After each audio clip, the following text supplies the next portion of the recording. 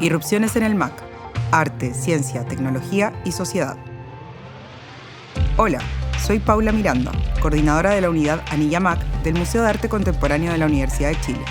Junto a Virginia Ramírez y Pablo Madariaga, te damos la bienvenida a la sexta temporada de Irrupciones en el MAC, podcast dedicado a explorar los cruces entre arte, ciencia, tecnología y sociedad. La sexta temporada de Irrupciones en el MAC se divide en dos partes y consta de 6 capítulos, cada uno articulado a partir de una selección de obras de la colección MAC.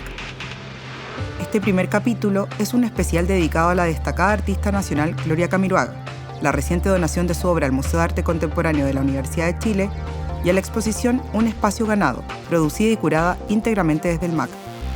La muestra, inaugurada el pasado 11 de diciembre, estará abierta al público hasta el 20 de abril de 2025, considerando el receso universitario del mes de febrero. En esta conversación nos acompañan Rocío Ramos, hija del artista y productora, Pablo Stephens, director de cine, y Paola Nava, coordinadora general del MAC, para hablar sobre el trabajo de Gloria Camiroaga. Le doy la palabra a Paulina González, encargada editorial del MAC, quien nos dará un contexto sobre el artista y su obra. La obra en video de Gloria Camiroaga incluye piezas fundamentales que han sido exhibidas en importantes muestras tanto en Chile como en el extranjero, como la icónica exposición Radical Women, Latin American Art 1960-1985, curada por Andrea Yunta y Cecilia Fajardo Gil. En esta exposición de 2017 se presentó Popsicles, un video que muestra en primer plano bocas de niñas y mujeres lamiendo paletas de hielo de colores. A medida que el hielo se derrite, emergen pequeñas figuras de soldados armados, mientras las mujeres repiten en bucle la oración Ave María. Las bocas se tiñen de los colores del jugo, y al terminar el hielo, las lenguas lamen las figuras de los soldados. A lo largo del video, la oración y las acciones se mezclan con símbolos como la bandera de Chile y un rosario, creando una atmósfera de tensión entre la inocencia y la violencia. Sin embargo, en su obra existen otras piezas que dialogan de forma más explícita con los ejes de la memoria y el testimonio, y donde los símbolos religiosos buscan representar la atrocidad de los crímenes cometidos durante el contexto dictatorial de Augusto Pinochet. Ejemplo de ello es la obra Pan Nuestro de Cada Día, que refleja el caso de Juan Antonio Aguirre Ballesteros, panadero de 24 años que fue detenido por carabineros en 1984, mientras se trasladaba a su trabajo. Su desaparición forzada convocó manifestaciones ciudadanas y el interés de agrupaciones de derechos humanos, quienes a 7 años del último registro de un detenido desaparecido, realizaron una campaña pública en la incesante búsqueda por encontrarlo con vida. Sin embargo, tras 51 días, sus restos fueron hallados en un estero conectado al río Maipo, en el sector La Leona de Codigua, comuna de Melipilla. A través del videoarte, Camiroaga establece un contrapunto entre el testimonio de Estudolia Ballesteros, madre de Juan Antonio, y las distintas fases de elaboración del pan, evocando a través del oficio que éste desempeñaba una alegoría a los aparatos de tortura y mutilación. Así, mientras la masa, como el cuerpo, son maltratados y llevados a su extremo, la madre relata su dolorosa experiencia en el servicio médico legal, dando a conocer cómo los signos de violencia presentes en su hijo apenas le permitieron identificarlo. Este tipo de relato llega a un siguiente nivel en el documental La Venda, que recoge el testimonio de 10 mujeres torturadas durante la dictadura militar, explorando la doble significación de la palabra venda. Por un lado, su uso como dispositivo de sometimiento para perpetrar los vejámenes sufridos por las víctimas, y por otro, la denominación con la cual fueron conocidas las casas de interrogación y tortura. Este registro de memoria, elaborado a partir de una voz polifónica, une retazos de experiencias marcadas por el dolor del pasado y la dignidad del presente. Al mismo tiempo, denuncia la supuesta civilidad de la sociedad chilena como una fachada que aún oculta la violencia de género y la impunidad, especialmente cuando violadores de derechos humanos siguen ejerciendo sus funciones en la milicia y gozan de plena libertad. Menciono estos ejemplos para ilustrar cómo la obra de Camiroaga actúa como un ejemplo de diversas formas de violencia, censura y represión, documentando así un contexto histórico y social, muchas veces en colaboración con otros artistas de su generación. Gracias, Paulina, por ese contexto que nos sirve de disparador para iniciar este diálogo. Y gracias a quienes nos acompañan hoy por aceptar la invitación a Irrupciones en el MAC. Hola, Rocío. Hola, Pablo. Hola, Paola. ¿Cómo están? Hola. Hola, Paula. ¿Bien y tú? Bueno, muy bien, gracias. Ya dimos algo de contexto y me gustaría partir esta conversación con una pregunta a Rocío. Gloria sabemos, era profesora de filosofía antes de orientarse hacia el campo del arte. ¿Qué crees que la impulsó a estudiar cine en San Francisco y a dedicarse al video? Si bien tenemos su versión relacionada que alguna vez la grabaron haciendo una clase y eso la fascinó, desde tu lugar de hija, ¿podrías relatarnos un poco el derrotero de su camino de artista? Estoy siendo redundante. Bueno, desde pequeña yo veía, o sea, mi mamá le gustaba la fotografía, entonces teníamos un cuarto oscuro en la casa y todo, entonces siempre estaba le gustaba mucho la imagen. Y después ella, bueno, mis papás se separaron un periodo y ella tuvo un pololo que era artista, que era Gonzalo Mesa. Y yo no sé si lo influenció en algo que yo vi como hija, no sé. Él hacía videoarte, claro. Hacía instalaciones. Entonces, estaba hablando del año 78, 79. Y él nos invitó a una instalación que hizo en el Centro Cultural Las Condes. Y ahí mi mamá empezó a conocer más el videoarte. Y después también con Juan Downey, también con él. Y él le hablaba sobre ir a estudiar a San Francisco, videoarte, video documental o performance. Entonces yo creo que ahí ella empezó a meterse en el mundo, que le abrieron las puertas a otras personas del mundo del arte, y se fue a estudiar a San Francisco.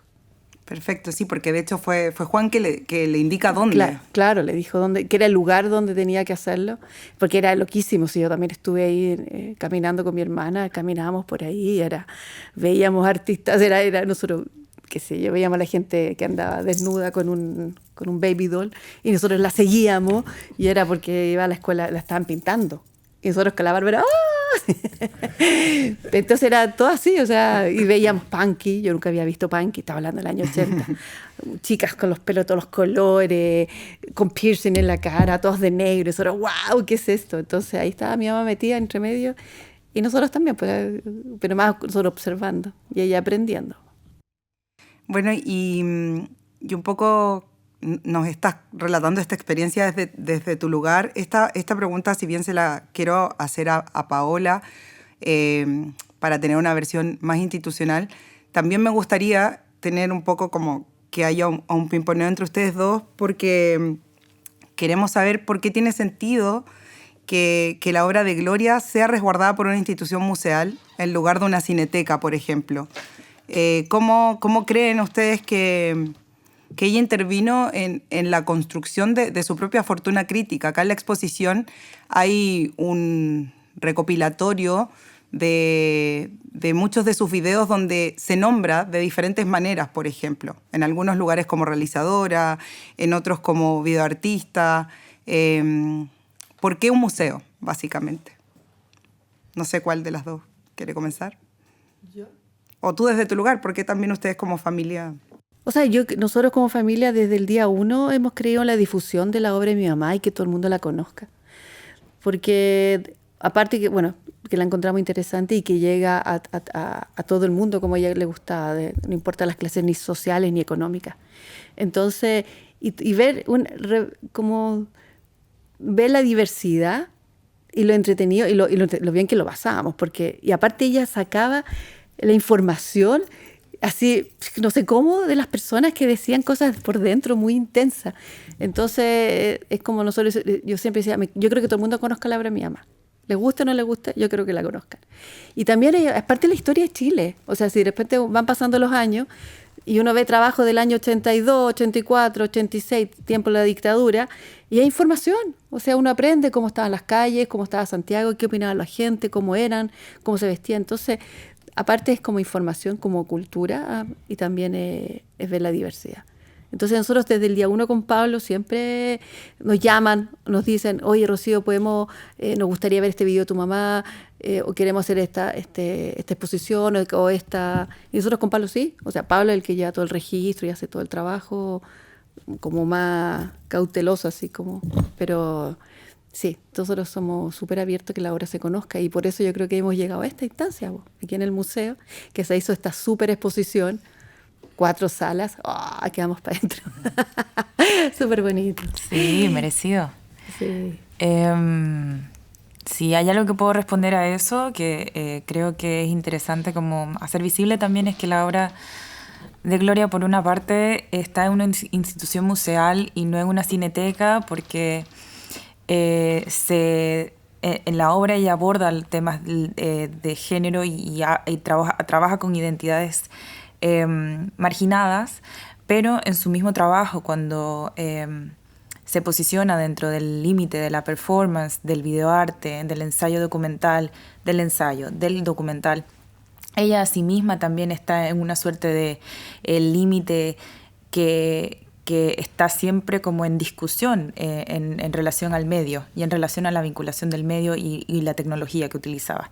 Y en ese sentido creo que para un museo, sobre todo por los lenguajes artísticos que se han desarrollado en los últimos, 40, 50, 60 años, es súper necesario tener artistas como Gloria que están continuamente debatiendo esos lugares y esas categorizaciones que siempre se van quedando como un poco que siempre están obsoletas de cierta manera, ¿no? Entonces ella precisamente tensiona ese lugar y continuamente se posiciona desde ese límite y defiende ese límite, diría yo, y se celebra desde ese límite a sí misma.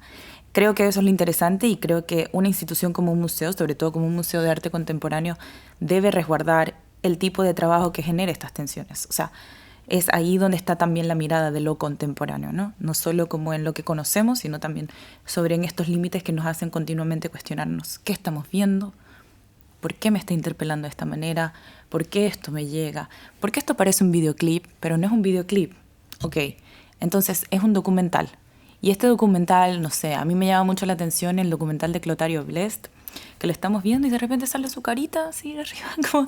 Entonces hay también un recurso de la imagen que no es menor y que te está continuamente dando información y que se está continuamente posicionando dentro de un lugar de crítica al medio en sí mismo, que creo que es súper interesante. En ese sentido, claro, yo creo que el Museo de Arte Contemporáneo y creo que todos los museos deben estar en la búsqueda de tener artistas como Gloria. Yo estoy segura, 100% segura de esto. Y lo mismo con el tema de la construcción de su fortuna crítica en relación a cómo ella se menciona a sí misma. Ella se menciona a sí misma como realizadora audiovisual. Pero sucede esto mismo que hablábamos antes, ¿no? O sea, ella está como realizadora visual, pero también genera videoarte, estudia también videoarte. Entonces, cine documental. Entonces, también es una artista que estaba también en la construcción, pero que en la construcción de su hacer, pero que esa construcción no le ponía un límite, ¿no? O sea, no era como, bueno, yo hago solo video y por eso voy a hacer este tipo de video, ¿no? Sino que continuamente estaba debatiendo ese lugar desde donde construía, en sí su obra. Eso podría decir yo, por mí. Sí, ¿puedo decir algo? Sí, por supuesto. Sí, a nosotros como familia nos parece que el museo, en particular tiene algunas características que hacen que sea el lugar ideal, ¿ya?, para el resguardo del material de ella.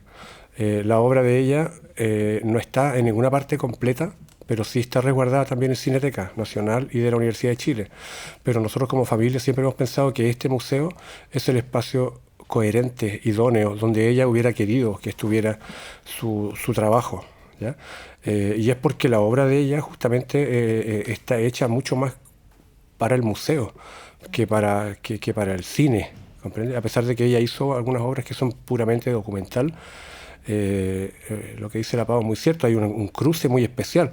La Gloria Camiroaga, no hay que perder de vista que ella empezó a hacer su obra artística a los 40 años, cuando ella tenía un bagaje muy grande. Entonces, lo que ella logra es una fusión muy particular y muy especial de los géneros audiovisuales, de los medios audiovisuales, y que lo convierten en una obra de arte muy trascendente, muy universal y que está pensado para un tipo de espectador mucho más del arte plástico que de la cinematografía.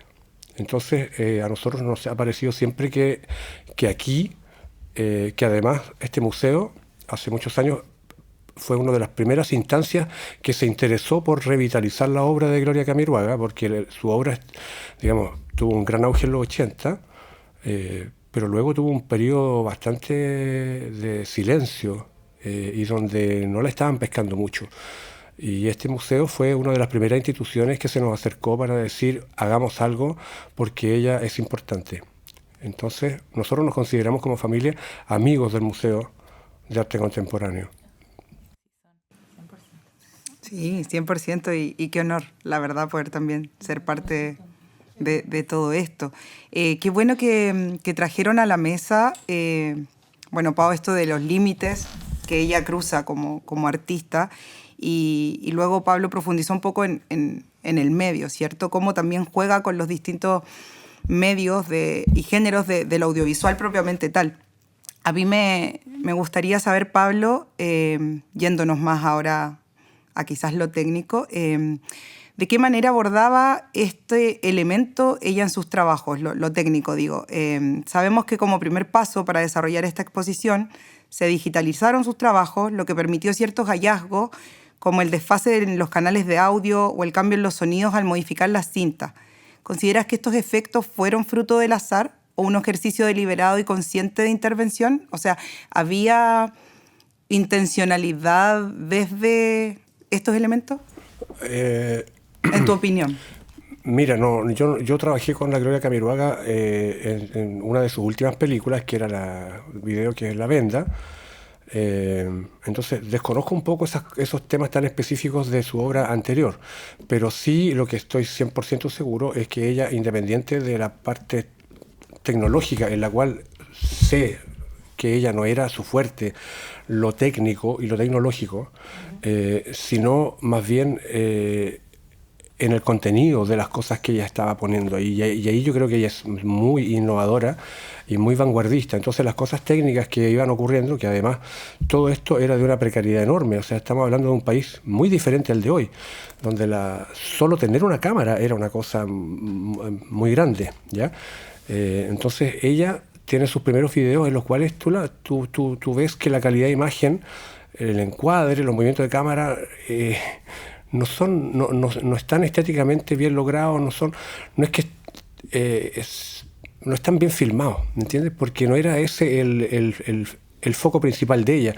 El foco principal de ella era hacer un aporte en términos del arte, como por ejemplo en Tricolor, que es una cosa tan sencilla, ¿verdad?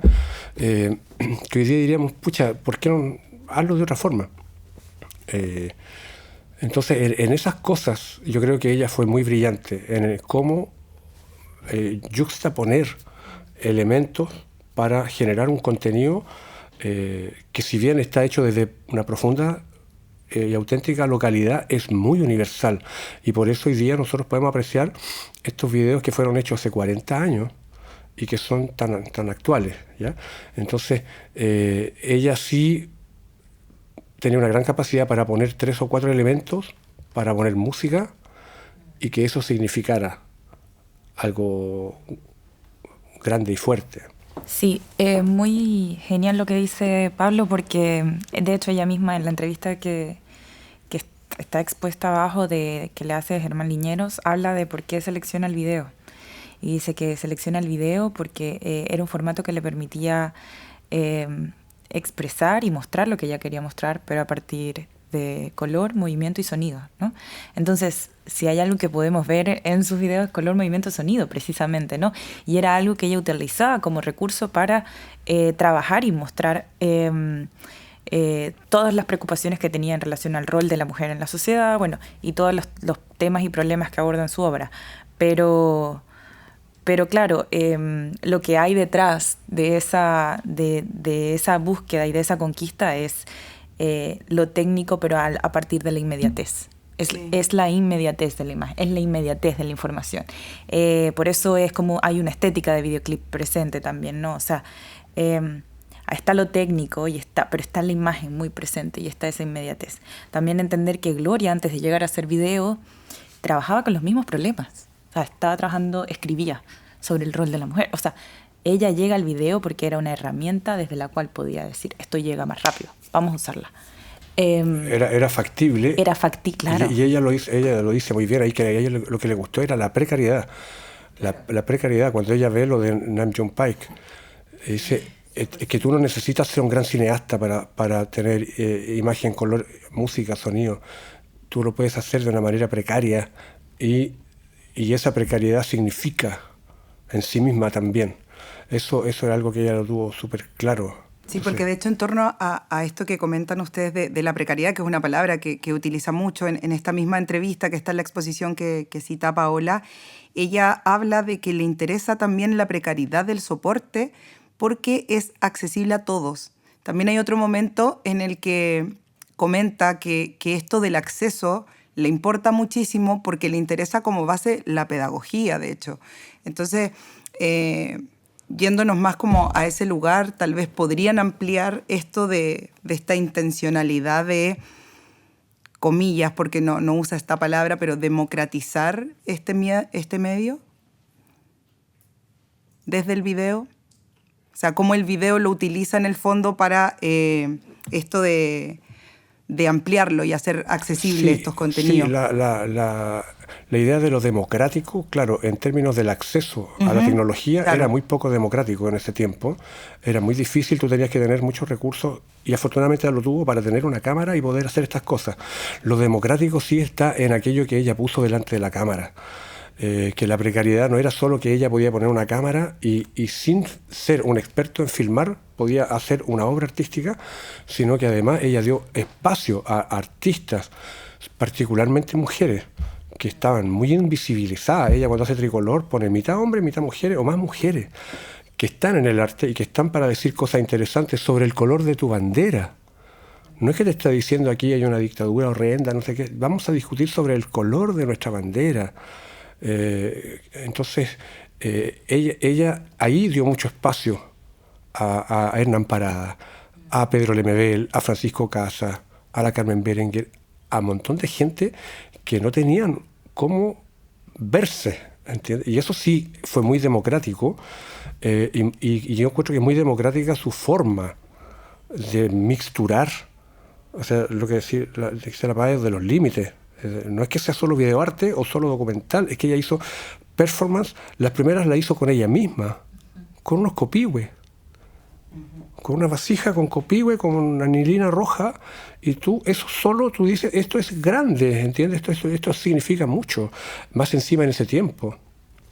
Entonces, son reflexiones muy profundas, y esas reflexiones yo creo que son fundamentalmente muy democráticas, de una enorme apertura, porque cuando estás en los 80 y acá están matando gente, censurando y torturando, ¿no?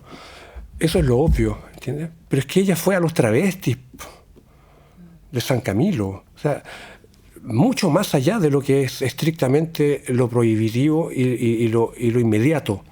Entonces hay una inmediatez, como dice la Pau, en el registro, en el formato, pero hay una cosa muy trascendente en el tiempo en términos de lo que ella puso delante de la cámara.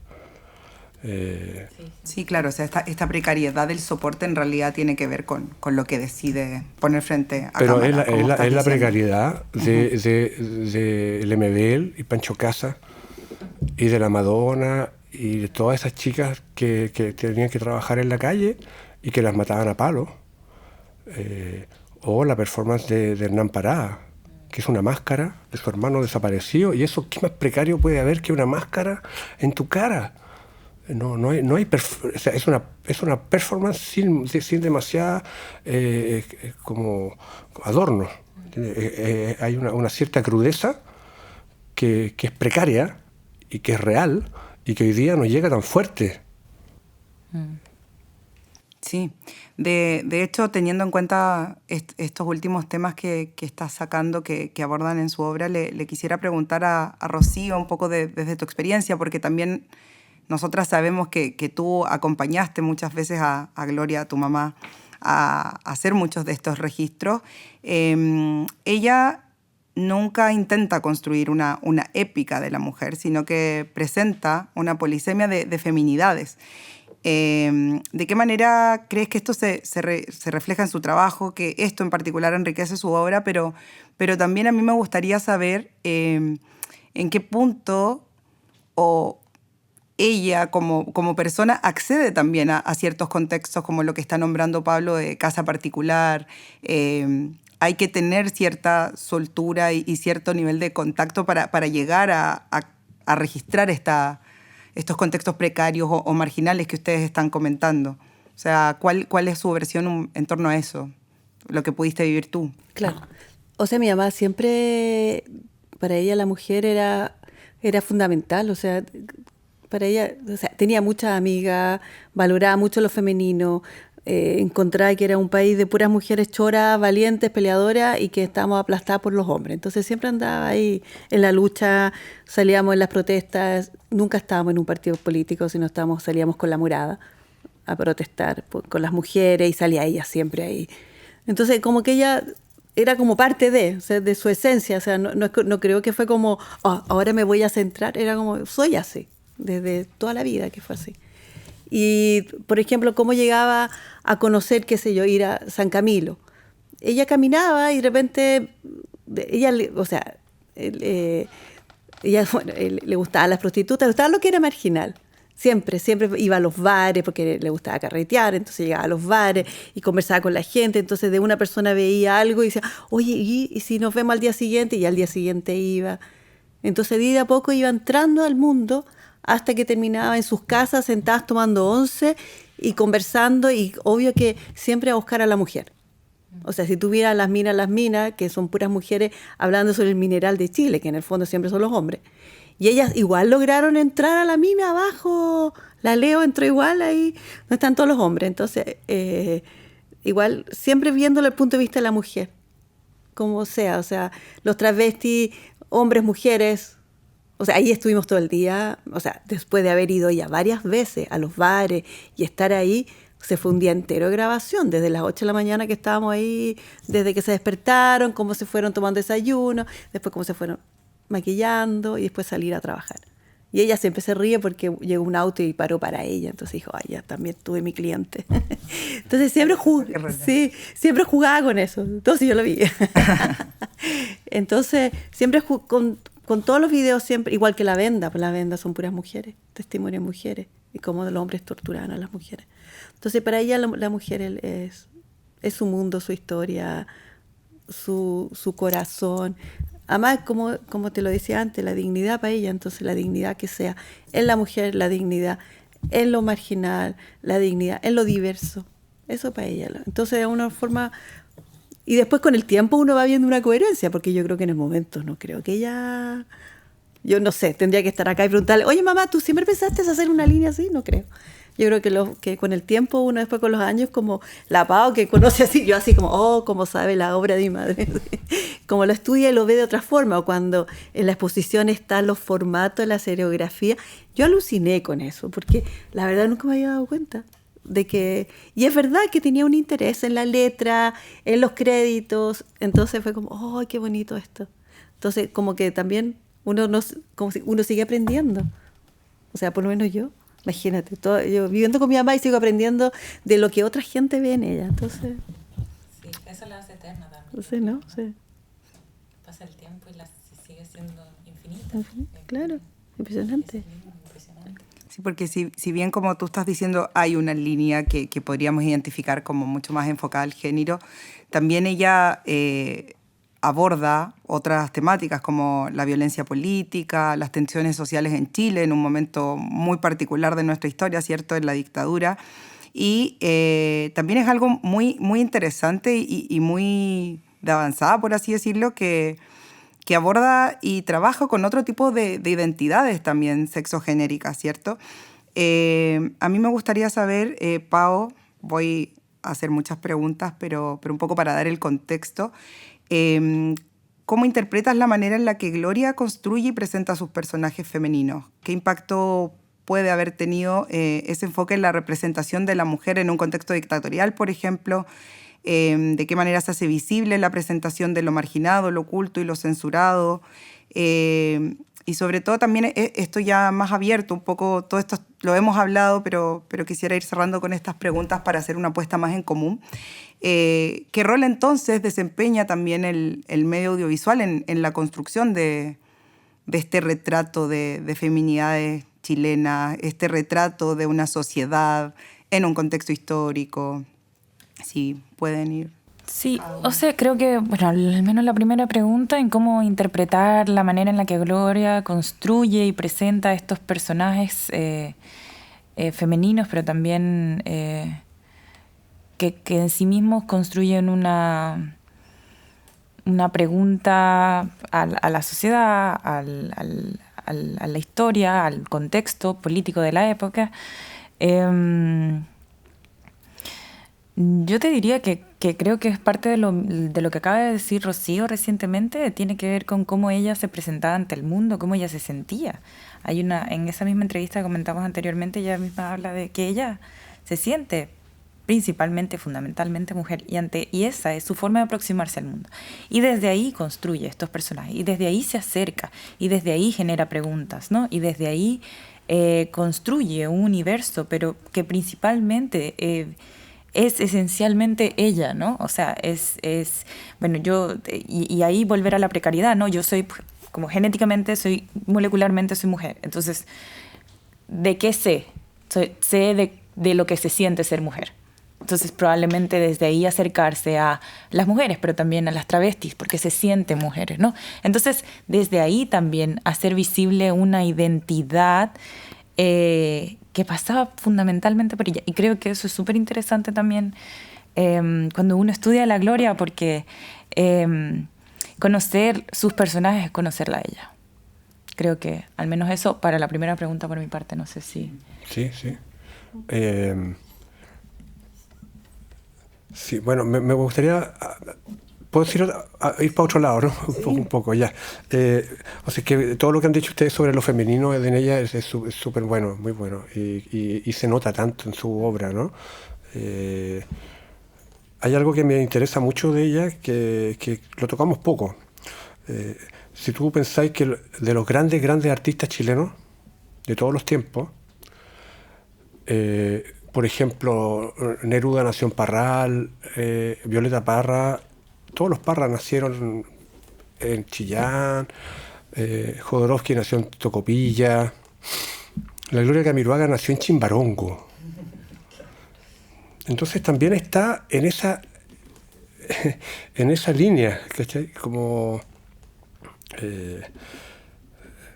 una especie de aristocracia artística provinciano universal, no sé cómo decirlo.